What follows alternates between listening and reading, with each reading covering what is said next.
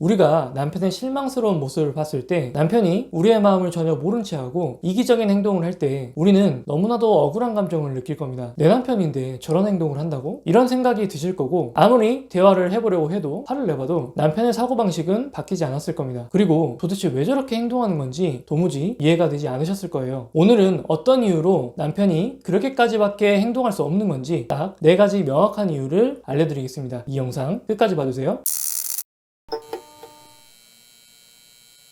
오늘 이야기는 조금 불편한 이야기이실 수 있지만 끝까지 인내심을 가지고 들어보신다면 도대체 이해가 절대로 되지도 않을 것 같은 이 남편에 대해서 어느 정도 납득을 하실 수 있을 거라고 생각합니다. 일단 결론부터 말씀드리자면, 남편은 도대체 왜 그런 걸까? 이런 생각이 들면서 답답하고 절망적이라면 우리는 우리의 문제를 남편에게 의존하면서 해결하려 했다는 것을 인정해야 됩니다. 물론 이렇게 말씀드리면 당연히 결혼을 했으면 어느 정도는 서로 돕고 의존하면서 사는 게 당연한 거 아닌가? 이렇게 생각하실 수 있을 거예요. 맞습니다. 우리 주변을 보면 결혼을 하고 부부끼리 서로 의지하고 배려하고 희생하면서 잘 사는 부부들도 충분히 많이 있으니까요. 하지만 중요한 건 안타깝게도 지금 현재의 내 남편이 우리가 의존할 수 있는 그런 대상이 아니라는 겁니다. 그래서 내 남편이 왜 내가 의지할 수 없는 대상인지 그 이유를 하나하나 알려드리겠습니다. 첫 번째는 인간은 불완전한 존재이기 때문입니다. 아마도 우리가 처음부터 남편에게서 장점이 하나도 느껴지지 않았고 모든 부분이 전혀 마음에 들지 않았다면 우리와